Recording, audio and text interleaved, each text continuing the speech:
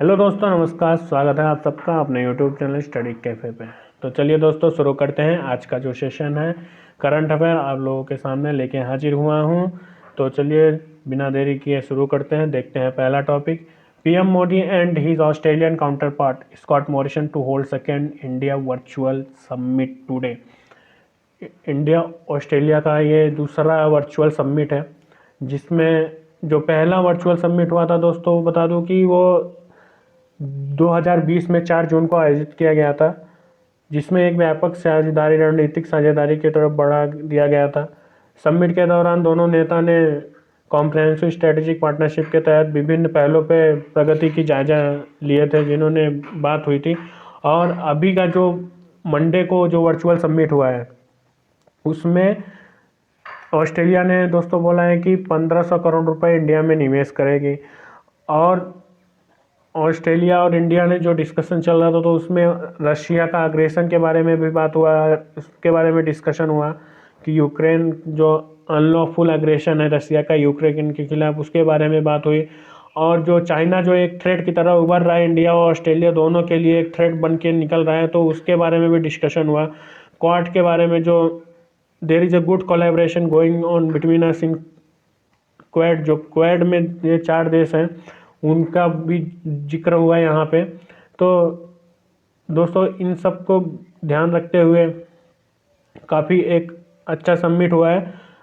India और Australia जो है कॉमनवेल्थ के मेंबर हैं, कॉमनवेल्थ ऑफ नेशंस के मेंबर हैं, जिनका रिलेशनशिप है पॉलिटिकल, इकोनॉमिक, सिक्योरिटी या लिंगुअल है। खेल कूद के मामले में जो रिलेशनशिप काफ़ी बढ़िया रहा है, और आने वाले समय में बेहतर करने के लिए नरेंद्र मोदी ने जोर दिया। और ट्रेड इन्वेस्टमेंट जो भी चल रहा है, डिफेंस को लेके, security, education and innovation, science and technology पे बात हुई। ऑल सेक्टर पे वो लोग काफ़ी कोऑपरेट करके चल रहे हैं। तो काफ़ी महत्वपूर्ण एक वर्चुअल सेशन निकल गया है, एक वार्ता हुई, जहाँ पे इनमें जो प्रधानमंत्री जी हैं, रसिया के इन्वेजन पे फोकस करते हुए उन्होंने शेयर किया कि रिमार्केबल प्रोग्रेस है टू कंट्रीज़ के बीच में जो ये चल रहा है। तो इन सब को ध्यान में रखते हुए दोस्तों, और एक चीज़ बता दूँ दोस्तों, जो ऑस्ट्रेलिया और इंडिया दोनों हैं ना, कॉमनवेल्थ नेशन के मेंबर हैं। और जो ऑस्ट्रेलिया का लार्जेस्ट सोर्स है स्किल्ड माइग्रेंट, जो इंडिया से जाते हैं यहाँ से, और यहाँ से ही काफ़ी भारी इसमें क्या होता है कि स्टूडेंट्स जाते हैं वहाँ पढ़ाई करने के लिए।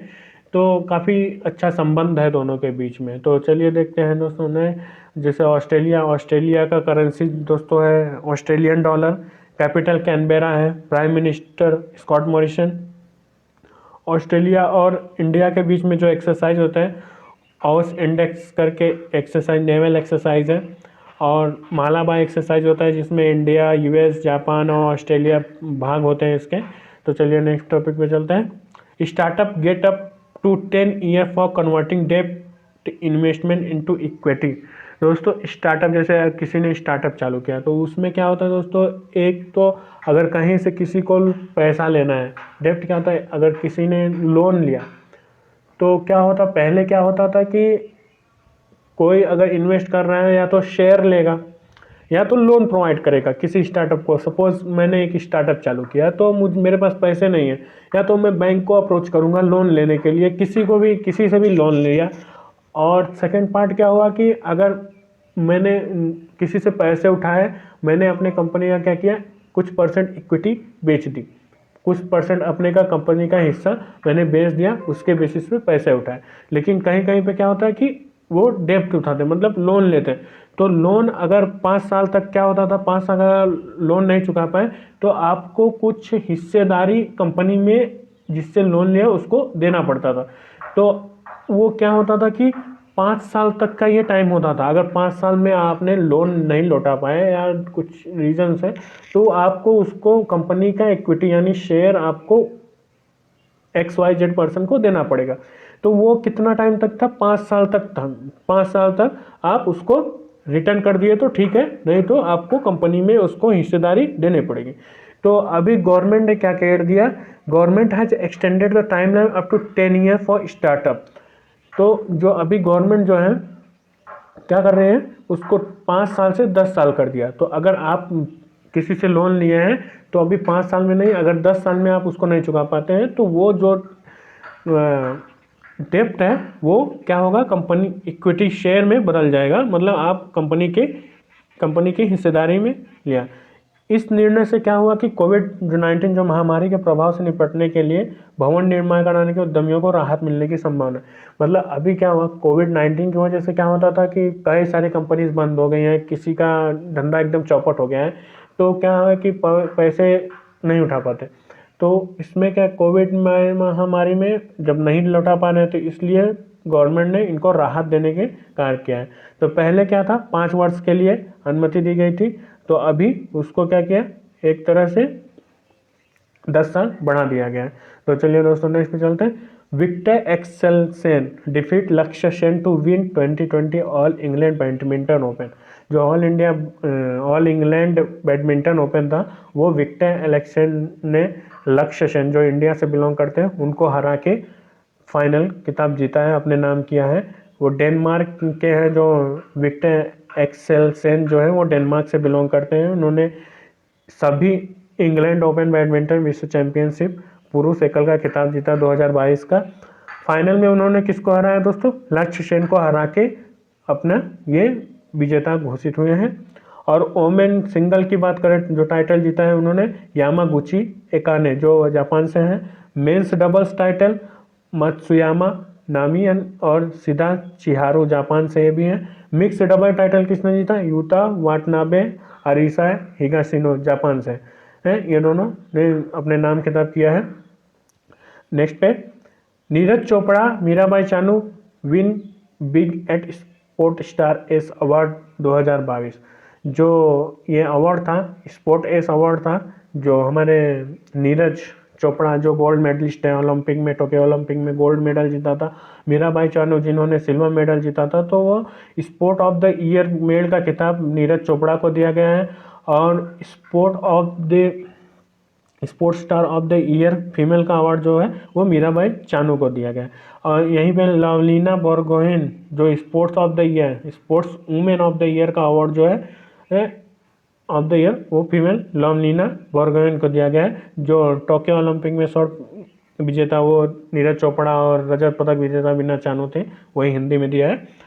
अवनी लखेरा को para athlete of the year का अवार्ड दिया गया है। प्रमोद भगत जो है स्पेशल रिकग्निशन अवार्ड दिया गया है। सविता पूनिया जो sportswoman of the year team sports जो होता है उसमें दिया गया है। Rupinder Pal Singh sportsman of the year team sports का है। आर अश्विन के sportsman of the year cricket में दिया गया है। मिथाली राज को sportswoman of the year cricket में दिया गया है। तो ये आपको ध्यान रखना है, कौन सा भी पूछ सकता है। Visakhapatnam railway station to implement centre one station one product. दोस्तों वन स्टेशन वन प्रोडक्ट, जैसे उत्तर प्रदेश में क्या चल रहा है अभी, वन डिस्ट्रिक्ट वन प्रोडक्ट, एक जिला का एक प्रोडक्ट, कोई एक उत्पाद होगा उसको ही बढ़ावा दिया जाएगा। तो अभी यही जो है केंद्र सरकार क्या लेके आ रही है, एक स्टेशन एक उत्पाद को लागू करने के लिए सबसे पहले विशाखापट्टनम रेलवे स्टेशन में ये जल्द शुरू करने जा रहे हैं। तो क्या होगा, वन स्टेशन वन प्रोडक्ट को लागू करेंगे। तो इसमें जो फाइनेंस मिनिस्टर सीतारमण है, जो निर्मला सीतारमण है, स्थानीय व्यवसायों को आपूर्ति श्रृंखलाओं को मदद के लिए हाल ही में केंद्रीय बजट में एक स्टेशन एक फंड घोषणा की थी। तो उसमें क्या है कि एक स्टेशन जो हमारे लोकल में, आपके लोकल में सपोज कुछ एक फेमस प्रोडक्ट है, कुछ उत्पाद हो रहा है, तो उसको और ज़्यादा प्रमोट करेंगे। तो उस एरिया का वो प्रोडक्ट लेके स्टेशन के जरिए उसको और प्रमोट किया जाएगा ताकि वो प्रचलित हो सके। और इससे क्या होगा कि लोकल जो प्रोडक्ट है उसको बढ़ावा दिया जाएगा ताकि वो आगे जो रोजगार पैदा होगा, जो हमारे लोकल लोग हैं उनके लिए एक और उभर के आएगा ये। तो ये पूरा एक प्रमोशनल हब है फॉर लोकल प्रोडक्ट। तो देखते हैं क्या आगे कैसा बढ़ता है वो इसका इम्प्लीमेंटेशन। आशीष Jha Biden's Covid response chip. आशीष झा हैं जो इंडियन ऑरिजिन से हैं, इनको एक कोविड रिस्पॉन्स चिप बनाया गया है जो व्हाइट हाउस में एक नया कोविड-19 प्रक्रिया के समन्वयक नियुक्त किया गया है। डॉक्टर जे झा जो हैं जेफ जेंटस की जगह लेते हैं। पहले जेफ जेंटस थे, भारतीय मूल के एक चिकित्सक हैं जो अमेरिका में रहते हैं। इनका जन्म जो हुआ था बिहार में हुआ था 1970 में। ये पहले गए 1979 में कनाडा को गए, फिर यूएस में 1983 में गए। उन्होंने इबोला वायरस पर काम भी किया है। 2014 में पश्चिमी अफ्रीका में बीमारी के प्रकोप से निपटने के लिए एक पैनल से सह अध्यक्ष के रूप में भी कार्य किया है। तो इंटरनेशनल नेक्स्ट देखते हैं दोस्तों। इंटरनेशनल डे ऑफ फॉरेस्ट 21 मार्च 2022 को मनाया जाता है। एवरी ईयर जो 21 मार्च को सेलिब्रेट किया जाता है क्या, international day of forest. The day was founded by FAO, जो एफएओ है और यूएन द्वारा 2012 में से मनाया जा रहा है। इसका जो एम है, जो टारगेट है, वो behind observing the day to celebrate raise awareness of importance of all type of forest. तो इसका मेन मकसद है कि जो हर तरीके के जितने भी तरीके के फॉरेस्ट हैं उनका इम्पोर्टेंस और अवेयरनेस जागरूक करने के लिए जंगलों के बारे में महत्व जो है उनका महत्व बताएंगे और जागरूक करेंगे और जश्न मनाना है जो कि सेलिब्रेट करेंगे एक तरीके से। तो इसका मेन उद्देश्य है, इसका उद्देश्य विविध समुदायों के बीच जीवन चक्र को संतुलित करने के लिए वनों के मूल्यों के महत्व और योगदान के बारे में जन जागरूक बढ़ाना है। इस विषय पर वन और सतत उत्पादन और खपत है। तो thank you so much guys for watching. आज का करंट अफेयर का टॉपिक इतना है, तो चलिए थैंक यू, दोस्तों के साथ शेयर करिए।